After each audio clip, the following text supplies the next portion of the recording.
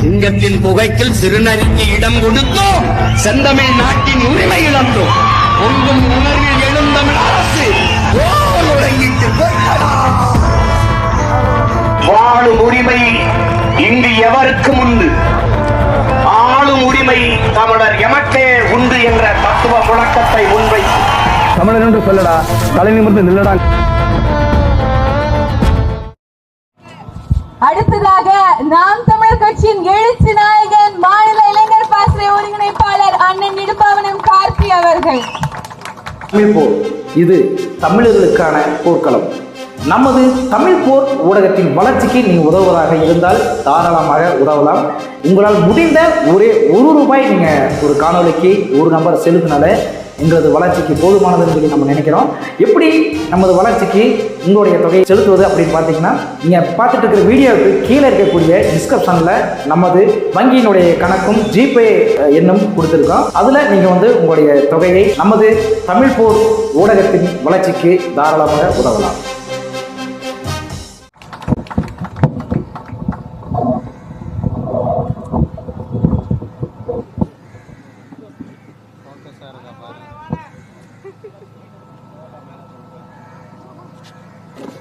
தமிழ்நாட்டில் நிலவும் சட்ட ஒழுங்கு சீர்கேட்டை கண்டித்தும்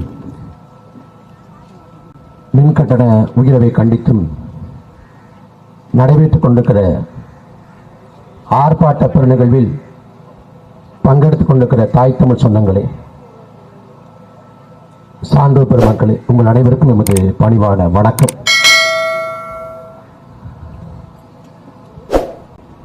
மன்னராட்சி முறை வீழ்த்தப்பட்டு மக்களாட்சி முறை பிரகடனம் செய்யப்பட்டது. எல்லோருக்கும் எல்லாம் கிடைக்கப்பெற வேண்டும், நாட்டில் ஒரு நல்ல ஆட்சி நிறுவப்பட வேண்டும் என்பதற்குத்தான் அரசியலமைப்பு சாசனம் அதற்காகத்தான் உருவாக்கப்பட்டது. இந்த நாட்டின் சட்டங்கள், திட்டங்கள், பாராளுமன்றம், சட்டமன்றம், நிதித்துறை, நீதித்துறை எல்லாம் மக்களுக்காகத்தான். மக்களின் பயன்பாடே ஒரு ஆட்சியோட அழகாக இருக்க முடியும். ஆனால் ஆளக்கூடிய ஆட்சிகள் மக்கள் விரோத கட்சிகளாக, ஆட்சிகளாக இருக்கிறது. நல்ல ஆட்சின்னு ஒரு ஆட்சி யார் சொல்லணும்னா, எந்த மக்கள் வாக்கு செலுத்தி வரி செலுத்தி ஆட்சியை தேர்ந்தெடுத்தார்களோ அந்த மக்கள் தான் இந்த ஆட்சி நல்லாட்சின்னு சொல்லணும். ஆனால் இங்க மக்கள் யாரும் நல்லாட்சின்னு சொல்லல. மக்கள் போராடுறான், அவன் உரிமைக்காக போராடுறான், அபகரிப்புக்கு எதிராக போராடுறான், சட்ட ஒழுங்கு சீர்கேட்டுக்கு எதிராக போராடுறான், மின்கட்டண உயர்வுக்கு எதிராக போராடுறான், துறை சார்ந்து பல பேர் போராடுறாங்க. அப்படி மக்கள் போராடக்கூடிய, திண்டாடக்கூடிய ஒரு ஆட்சியாகத்தான் இந்த திமுகவின் ஆட்சி இருக்குது. பொதுவாகவே ஒரு பொது புத்தி உண்டு.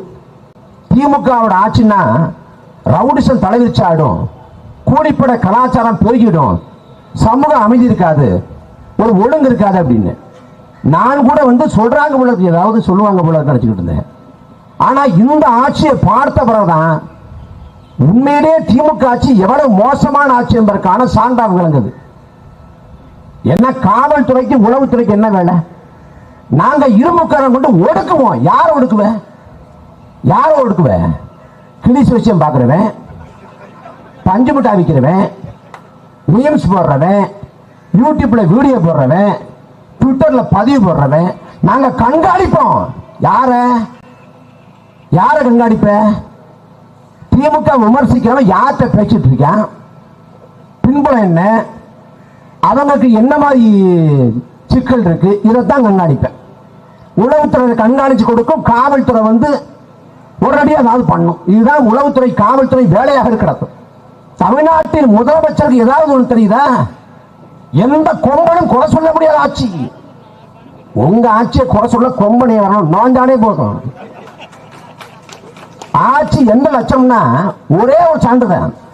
நெல்லையில ஒரு பேருந்து பயணம், பேருந்துல கான்ஸ்டபிள் ஏறுறாரு. ஏறின உடனே அந்த கண்டக்டர் டிக்கெட் எடுங்கிறாரு. இல்ல நான் எடுக்க மாட்டேன், விதி இல்லைங்கிறாரு. அந்த கான்ஸ்டபிளுக்கும் கண்டக்டருக்கும் வாய் தகராறு, 2 பேருக்கு.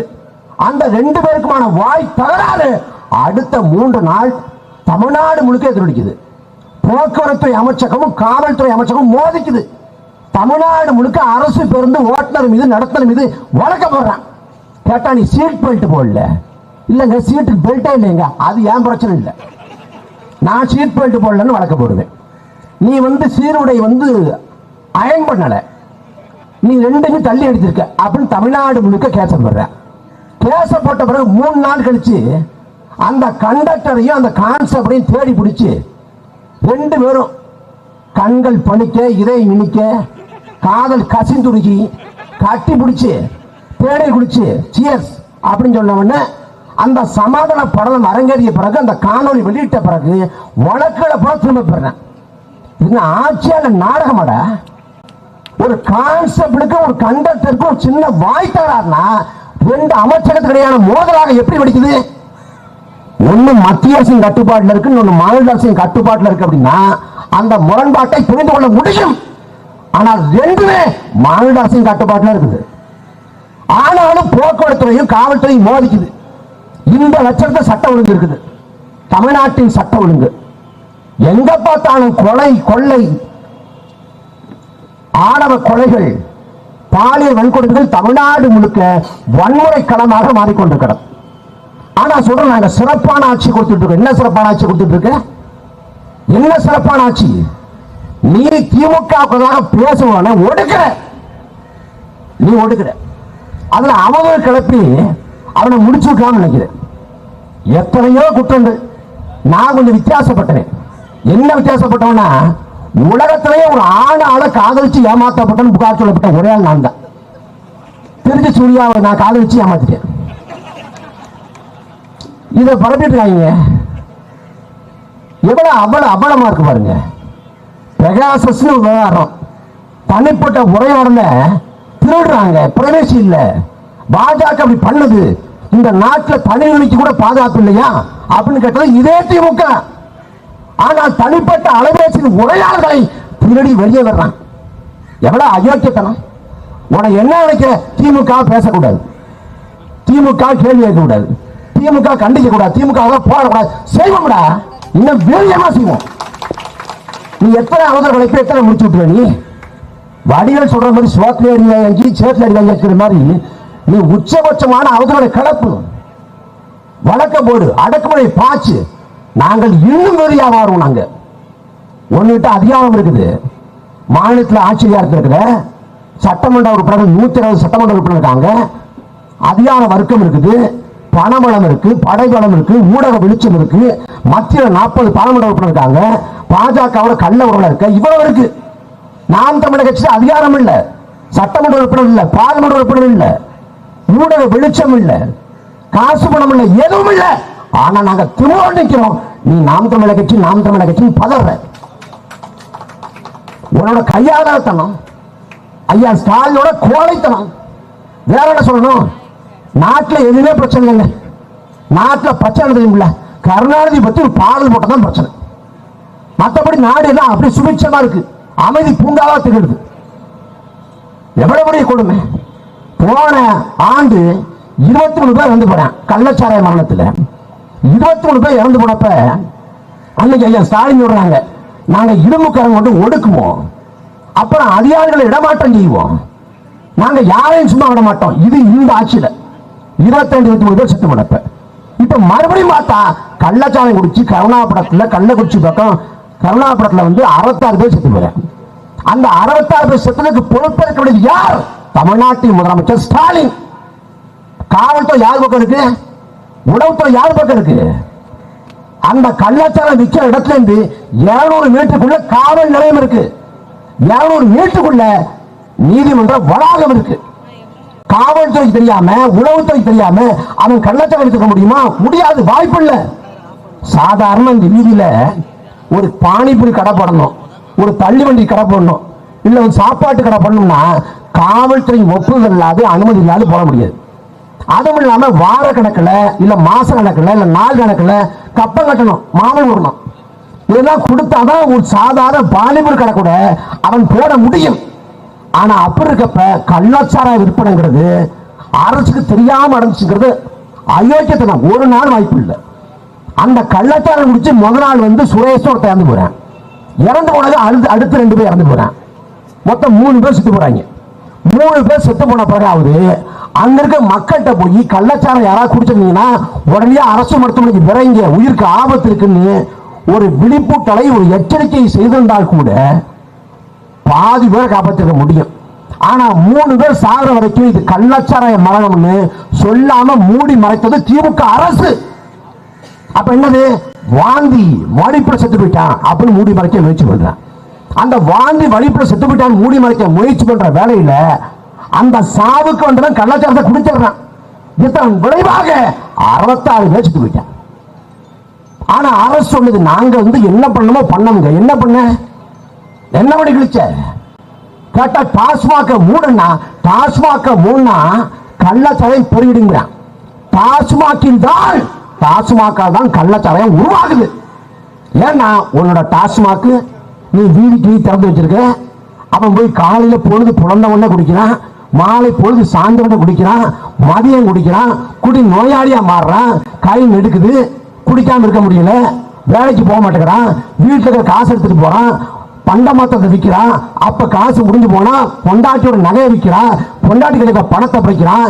இப்படி தொடர்ச்சியாக குடிக்காமல் இருக்க முடியாது என்ற நிலையை எட்டிய ஒருவன் மலிவு விலையில 30 ரூபாய்க்கு 40 ரூபாய்க்கு சாராயம் கிடைக்கிறான்னு தேடி போறான். அந்த மலிவு விலை சாராயத்தை கள்ளச்சாரத்தை குடிச்சு சாகிறான். இதுக்கு மூடவே டாஸ்மாக். டாஸ்மாக்கை மூடாது, மதுபான கடையை மூடாது, கள்ளச்சாரத்தை ஒழிக்க முடியாது. தமிழ்நாட்டில் 1 கோடி பேரை குடி நோயாளியாக இந்த அரசு மாற்றிருச்சு. 1 கோடி பேர், 1 கோடி குடி நோயாளி இருக்கான். அப்ப அவனுக்கு டாஸ்மாக் சாராயம் இல்லைன்னா அடுத்த கட்டமாக கள்ளச்சாரத்தை நாடுவான். அவ்வளவுதான். அப்ப என்ன, கள்ளச்சாரத்தை ஒழிக்கணும், டாஸ்மாக் கடையில மூடணும், இதுதான் தீர்வு. ஆனா மதுபான கடையை மூட முடியாது, இதே திமுக அரசு சொல்லுது. கேட்டா நாங்க அண்ணாவின் வழி ஆட்சி நடத்துறோம். என்ன அண்ணாவின் வழி ஆட்சி நடத்துறீங்க? அண்ணாவின் என்ன ஆட்சி நடத்துறீங்க? அண்ணாவோட மொழி கொள்கையை பின்பற்றோம். அண்ணாவின் மொழி கொள்கையை பின்பற்றுவதாக சொல்கிற இதே திமுக அரசு அண்ணாவின் மது கொள்கையை பின்பற்றல. 1967 திமுக ஆட்சி கட்டில் இருந்தது. திமுக ஆட்சி கட்டில் வந்த உடனே அன்னைக்கு 1 படி அரிசி நிச்சயம், 3 படி அரிசி லட்சியம்னு முழக்கத்தை வைக்கிறார் அண்ணா. ஆனா 1 படி அரிசி கூட போட முடியல. 1 படி அரிசி கூட போட முடியல, என்னங்க அப்படின்னு கேட்கிறாங்க. பேசாம மதுபான கடையை திறந்து விட்டோம்னா வருவாய் வரும், வரி வருவாய் வரும், அந்த வரி வருவாயை கொண்டு வாக்குறுதியை நிறைவேற்றலாம் அப்படிங்கிறாங்க. அண்ணா சொல்றாரு, நான் தேர்தல் வாக்குறுதியை நிறைவேற்றாது பொய்யர் என்று பெயர்த்தாலும் சரி, ஒருபோதும் மதுபான கடை திறக்க மாட்டேங்குது. மதுபான கடை நடத்தி வருமானம் ஈட்டி ஆட்சியை தொடர வேண்டும் என்ற நிலை வந்தால் நான் துண்ட உதவி தோல்ல போட்டு நடை கட்டுவிடுது. இந்தியா முழுக்க மதுவிலக்காக பரப்புரை செய்யும் தயார் என்ற முனைவர் அறிய அண்ணா. அந்த அண்ணாவை வெளிவந்த திமுக தான் வீதிக்கு வீதி டாஸ்மாக வச்சிருக்கு. வீதிக்கு வீதி டாஸ்மாக வச்சுட்டு சட்டம் ஒழுங்கு நிலைமாட்டோம்னா அது கேலி குத்தலையா?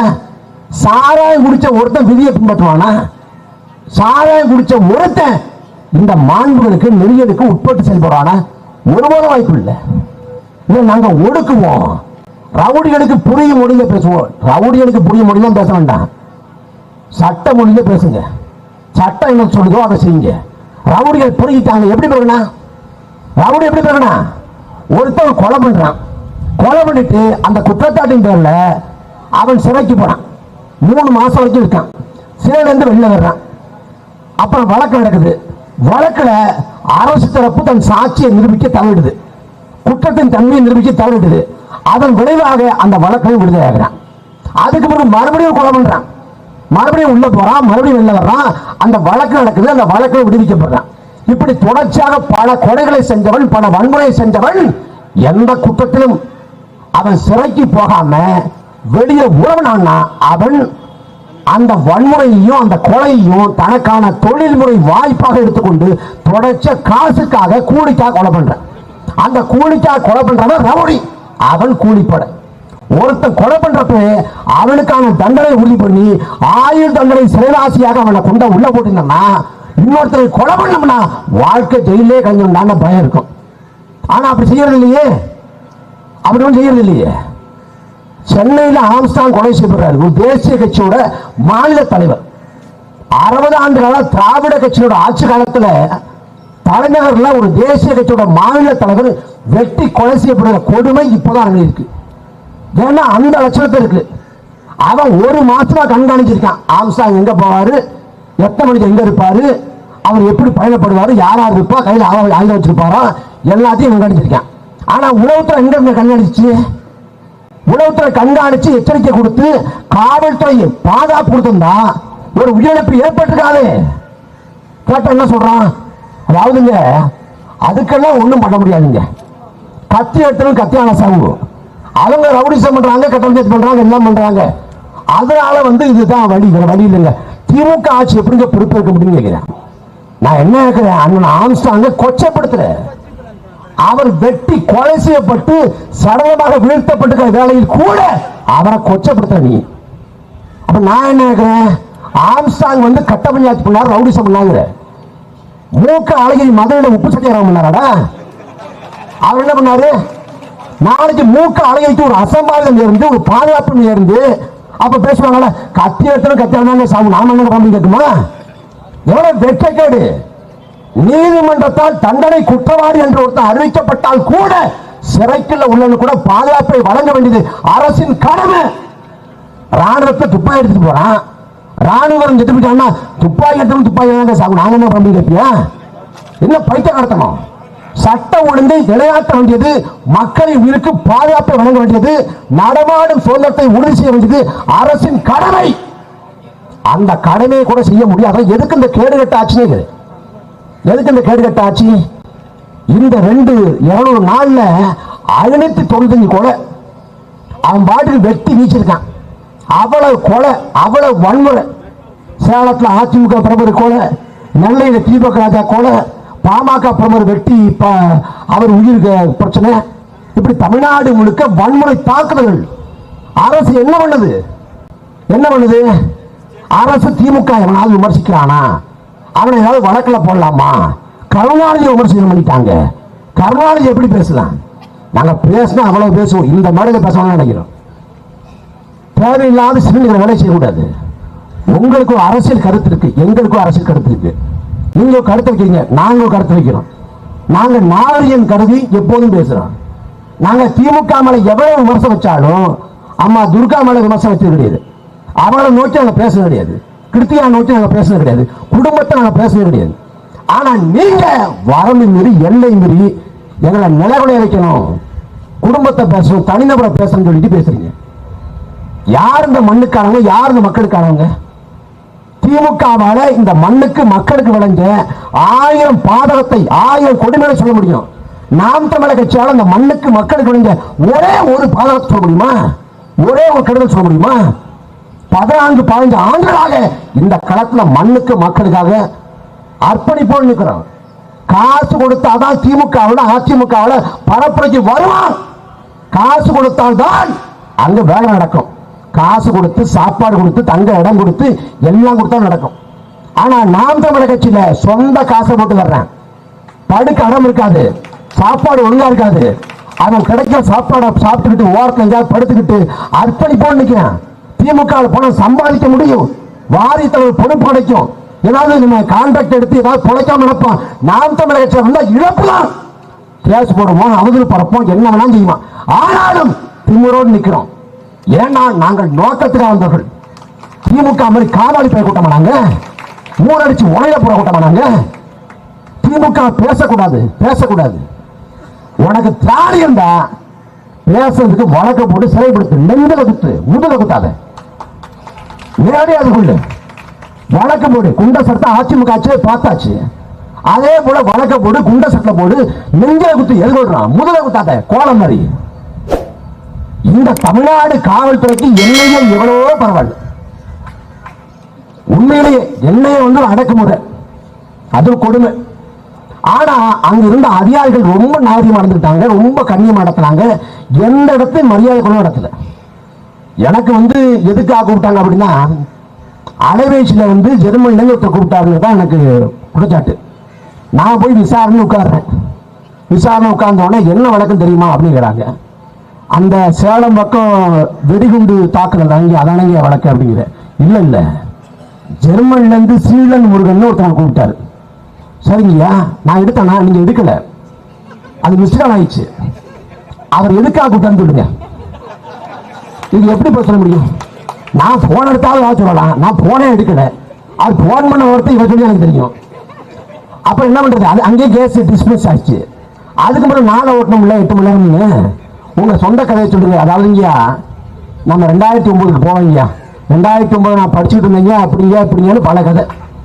அப்ப படிச்சுட்டு இருக்கப்ப ஒரு கவிதை எழுதுறீங்க. கவிதை வந்து ஈழத்தை பத்தி எழுதுறேன். என்ன எழுதுறீங்க? சுற்றும் பூமி சுற்றாவிட்டாலும், வீசும் காற்று வீசாவிட்டாலும், உதிக்கும் சூரியன் உதிக்காவிட்டாலும், கொதிக்கும் நெருப்பு கொதிக்காவிட்டாலும், தவைக்கும் என் மக்களின் இன்னல்கள் தீர தமிழிலும் வளர்ந்தே தீர்மானிங்க. அவங்க அருமையா இருக்கு. நான் பேனா எடுத்துக்கிறேன். இல்லைங்க மங்களாங்க இல்லைங்க, நான் பேனா எடுத்து வரணும். பேனா எடுக்க போயிட்டாரு. பேனா எடுத்தாங்க எழுதிக்கிட்டு நல்லா இருக்கு நல்லா இருக்கு. மதியத்துக்கு மேல அவருக்கும் பேசுறதுக்கு ஒண்ணும் இல்லை, எனக்கும் சொல்றதுக்கு ஒண்ணும் இல்லை.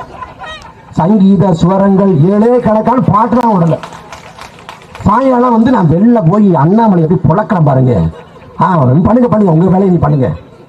அப்புறம் அலைபேசி வந்து அலைபேசியில் வந்து ஐயா அந்த அலைபேசி வேலை வேணும்னாரு.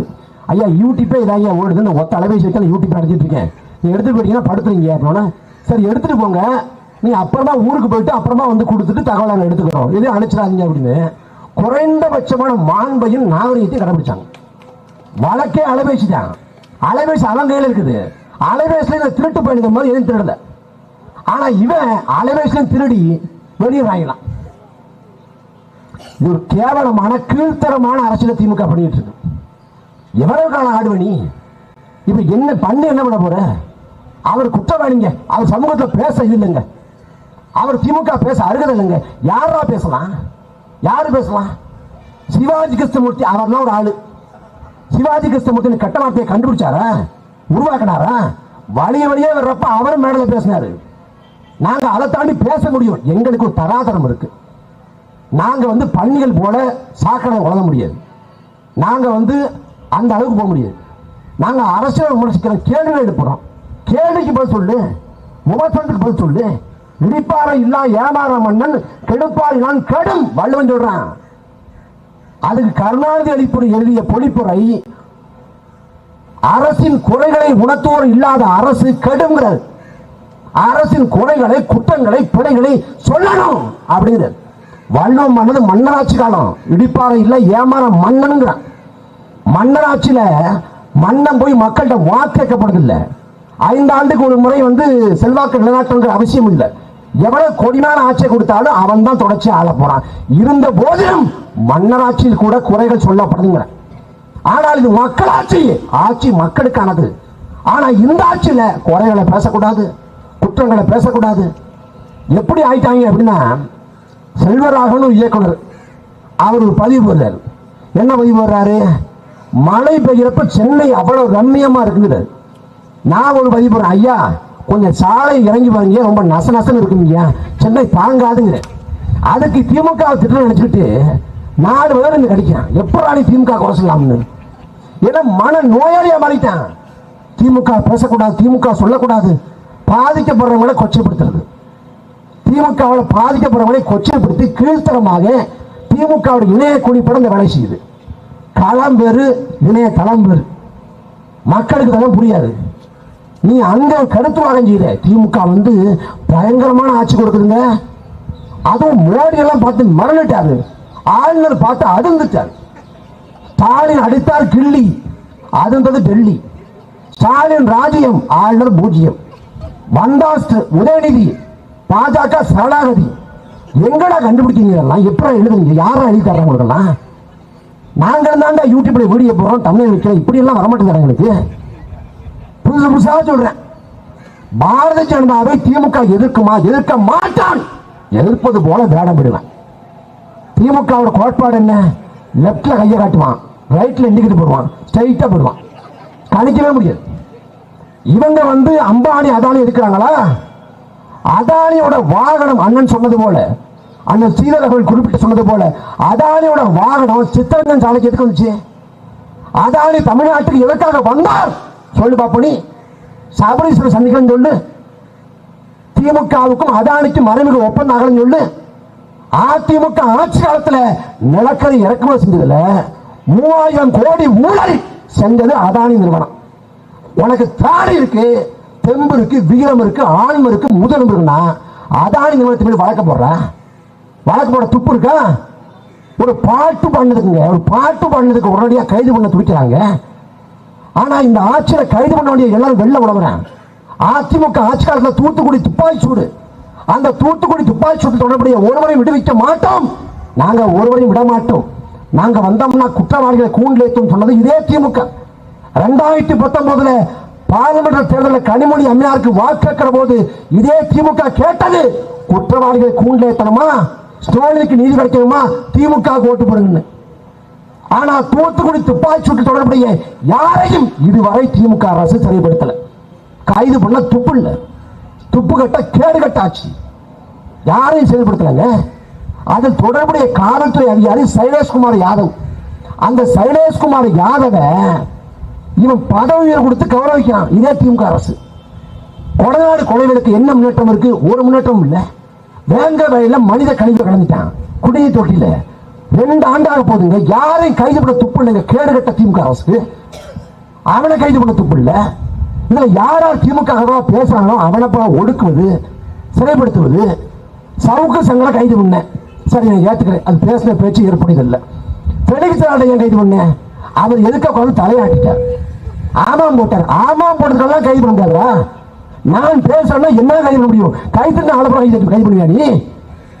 சரி, இதுல இவ்வளவு விவரமா இருக்கீங்க. நான் கேட்கிறேன், போன அதிமுக ஆட்சி காலத்துல ராஜேஷ் சாஸ்திர காவல்துறை அதிகாரி, அந்த காவல்துறை அதிகாரி ஒரு பெண் காவல்துறை அதிகாரிகிட்ட தப்பா நடந்துக்கிறாங்க. நடந்துகிட்ட பிறகு அந்த அம்மா போய் புகார் கொடுத்து சிபிசிஐடியால வழக்கு நடத்தப்பட்டு விழுப்புரம் முதன்மை அமர்வு நீதிமன்றத்தில் 3 ஆண்டு சிறை தண்டனை 10,000 ரூபாய் அபராதம் விதிக்கப்படுது. திரும்ப அவர் மேல்முறையீடு பண்றாரு, விழுப்புரம் குற்றவியல் நடுவர் நீதிமன்றம் போகுது, அங்கேயும் உறுதிப்படுத்தப்படுது 3 ஆண்டு சிறை தண்டனை. அதுக்கு பிறகு சென்னை நீதிமன்றம் வர்றாரு, அங்கே மேல்முறையீடு பண்றாரு, அங்கேயும் தண்டனை உறுதிப்படுத்தப்படுது. இப்படி 3 நீதிமன்றத்தால் தண்டனை குற்றவாளி என்று ராஜேஷ் சாஸ் அறிவிக்கப்படுறார். அப்படி அறிவிக்கப்பட்ட பிறகு அவரால் ஜாமீன் வாங்க முடியல, இடைக்கால தடை வாங்க முடியல தீர்ப்புக்கு. ஆனா கடந்த மே 17ஆம் தேதி உச்ச நீதிமன்றம் போய் அந்த தீர்ப்புக்கு இடைக்கால தடை வாங்கினார். அந்த 3 நீதிமன்றம் உறுதிப்படுத்திய பிறகு இடைக்கால தடை வாங்கறதுக்கு இடையே 11 மாசம் இருக்கு. 11 மாசங்கள்ல நீதிமன்றத்தால் தண்டனை குற்றவாளி என்று அறிவிக்கப்பட்ட ராஜேஷ் சாஸை கைது பண்ணாம திமுக அரசு, தமிழ்நாடு அரசின் காவல்துறை ஏன் விட்டு வச்சு? நீதிமன்றத்தால் தண்டனை குற்றவாளி என்று அறிவிக்கப்பட்ட ராஜேஷ் சாஸை 11 மாசம் ஏன்டா கைது பண்ணல? ஏன் கைது பண்ணல? நீங்க தான் இரும்புக்கார கொண்டு ஒடுக்குவீங்க, ரொம்ப ஸ்ட்ரிக்ட் ஆபீசர், ஏன் கைது பண்ணல? அப்ப என்ன, உங்களுக்கு தேவையான ஆளு தான் அனுசரிச்சுக்கீங்க. இதுல ஒருத்தர் இருக்காரு திருச்சியில, வருண்குமார் ஒரு அதிகாரி, உண்மையின் உருவம், நேர்மையின் வடிவம், இன்னும் பல இந்த பிதாமகன் படத்துல வர்ற மாதிரி உன் கதையை கேட்ட காரித்து போன இவ்வளவு கவலை இருக்குங்கிற மாதிரி அவர் கதை கேட்டா அதை விட கவலமா இருக்கு. அவர் நாம் தமிழக கட்சியை பழிதாங்கிறான், நாம் தமிழக கட்சி வந்து அவர் ரசிக்கிறாராம். ரசிங்க, எவ்வளவு ரசிக்க முடியுமோ ரசிங்க. எங்களுக்கு ஒரு காலம் வரும், இந்த காலம் இப்படியோ போயிடப்படுறதில்லை. ஏன்னா எல்லாத்துக்கும் ஒரு எதிர்வினை உண்டு. இல்ல நீட்டணி 3ஆம் விதி போல எல்லா வினைக்கும் சமமான எதிர்வினை உண்டு. அந்த எதிர்வினையும் வரும். நாங்க வந்து சட்டத்தை மீறி எதுவும் பண்ண மாட்டோம். எங்களுக்கு அதிகாரம் வரும், ஒரு காலம் வரும், செய்ய வேண்டியதை செய்வோம். சசிகலா சொன்னது போல செய்ய வேண்டியதை செய்வோம். இந்த ஆட்சிங்கிறது முழுக்க முழுக்க மக்கள் விரோத ஆட்சியா இருக்குது.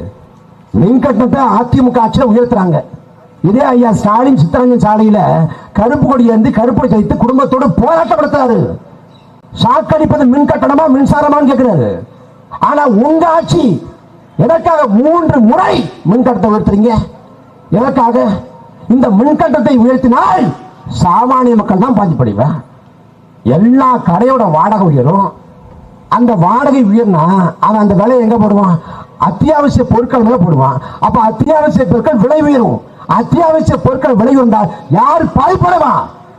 அடித்தட்டு உழைக்கும் மக்கள். உங்களுக்கு என்ன, நீங்க 3 ஆண்டுகள் 30,000 கோடியை கொள்ளடிச்சு வச்சிருக்கீங்க. இன்னும் பல தலைமுறைக்கு சொத்து இருக்கு. சாமானிய மக்கள் அன்றாடம் காட்சி என்ன பண்ணுவான்? அதுக்கு என்ன பதில் இருக்கு? ஒரு பதிலும் இல்லை. திமுக எவ்வளவு ஆடணுமோ ஆடட்டும், என்னென்ன கொடுமைகள் பண்ண முடியுமோ பண்ணட்டும். ஏன்னா அவங்க அப்பா இதே போல ஐயா கருணாநிதி அவர்கள் பண்ணாங்க. 2006 2011 ஆட்சி காலத்தில் அவ்வளவு பண்ணாங்க. 2011 திமுக ஆட்சி இழந்துருச்சு. எதிர்கட்சி பையன் கூட ஐயா கருணாநிதி பெற முடியல. 10 ஆண்டு திமுக கூப்பிட இருந்துச்சு. அப்ப ஐயா ஸ்டாலின் சொன்னாங்க, கடந்த காலத்து அவருக்கு மன்னிப்பு கேட்கிறேன்னாங்க. மன்னிப்பு கேட்டு மன்றாடினாங்க. 10 ஆண்டு அதிகாரத்தை இழந்த திமுக அதுக்கு பிறகு அதிமுகவோட தவறின் விளைவாக ஆட்சி கைப்பற்றது. அதே போல எவ்வளவு ஆட முடியுமோ ஆடுங்க. 2026 கட்டாயம் எல்லாத்துக்கெல்லாம் வச்சு செய்வோம். இதனால நாங்க சோர்ந்து போயிடுவோம், முடங்கி போயிடுவோம். என்ன பண்ண முடியுமோ பண்ணு, எவ்வளவு பண்ண முடியுமோ பண்ணு. நாங்கள் திமிரி எழுவோம், திருப்பி அடிப்போம், வீரியமா போராடுவோம். ஏன்னா தலைவர் சொன்னது போல சத்தியம் எமக்கு சாட்சியாக இருக்கிறது, வரலாறு எமக்கு வழிகாட்டியா இருக்கிறது. நாம் துணிந்து போராடுவோம் என்று தலைவர் பிரபாகரன் முடிஞ்சது போல சத்தியம் சாட்சியா இருக்கு. எங்களுக்கு தலைவர் பிரபாகரன் உளவியல் படமாக இருக்காது. அது ஒண்ணு போதும், நாங்கள் நிமிர்ந்து வருவோம். அதனால எங்களுக்கு வெறி வேணும் இல்ல, வன்மம் வேணும் இல்ல. எதிரி சண்டை போடாம நம்ம சுதந்திரம் இல்ல. நீ வெறியேற்றி விடு, வன்மத்தை வளர்த்து விடு, ஒழிச்சு கட்டிடம் அளவுக்கு வன்மத்தை வளர்த்து விடு. நாங்க உறுதியா அடிப்போம், ஏறி அடிப்போம். அதனால தொடர்ச்சியாக இந்த மண்ணுக்கான மக்களுக்கான களத்தில் அயராது பாடுபடுவோம், போராடுவோம். இந்த அவதூறு பரப்புரைகள், அடக்குமுறைகள், ஒடுக்குமுறைகள் எல்லாவற்றையும் புறந்தள்ளுவோம். பொது வாழ்க்கையில் வந்துட்டா 2 குணம் ரொம்ப அத்தியாவசியம். ஒன்று சகிப்புத்தன்மை, 2 இது வரணும். கொடும் அடக்குமுறையோ கடும் அவதூறு பரப்புரையோ எல்லாத்தையும் தொடரணும். என்னமோ காசு சொல்லுவான், எல்லாத்தையும் புறந்தள்ளணும். நாம் இலக்கு நோக்கிய பயணத்தில் நாம் நடைபெறுவோம். நம் கோட்பாடு கொள்கை தெளிவாக இருக்கிறது. நம் தலைவர் வழிகாட்டியாக இருக்கிறார். அந்த தலைவரை நெஞ்சிலேந்தி இந்த இனத்துக்கான விடுதலை பணித்தில் அயராது பாடுபடுவோம். நன்றி, வணக்கம். தமிழ் போர், இது தமிழர்களுக்கான போர்க்களம். நமது தமிழ் போர் ஊடகத்தின் வளர்ச்சிக்கு நீ உதவுவதாக இருந்தால் தாராளமாக உதவலாம். உங்களால் முடிந்த ஒரே ₹1 நீங்கள் ஒரு காணொலிக்கு ஒரு நம்பர் செலுத்தினால எங்களது வளர்ச்சிக்கு போதுமானதுன்னு சொல்லி நம்ம நினைக்கிறோம். எப்படி நமது வளர்ச்சிக்கு உங்களுடைய தொகையை செலுத்துவது அப்படின்னு பார்த்தீங்கன்னா, நீங்கள் பார்த்துட்டு இருக்கிற வீடியோவுக்கு கீழே இருக்கக்கூடிய டிஸ்கிரிப்ஷனில் நமது வங்கியினுடைய கணக்கும் ஜிபே எண்ணும் கொடுத்துருக்கோம். அதில் நீங்கள் உங்களுடைய தொகையை நமது தமிழ் போர் ஊடகத்தின் வளர்ச்சிக்கு தாராளமாக உதவலாம். சிங்கத்தின் புகைக்கில் சிறுநரிக்கு இடம் கொடுத்தோம், செந்தமிழ் நாட்டின் உரிமை இழந்தோம். பொங்கும் உணர்வில் எழுந்தமிழ் அரசு வாழும் உரிமை இங்கு எவருக்கு உண்டு, ஆளும் உரிமை தமிழர் எமக்கே உண்டு என்ற தத்துவ முழக்கத்தை முன்வைத்து தமிழர் என்று சொல்லடா, தலை நிமிர்ந்து நில்லடா.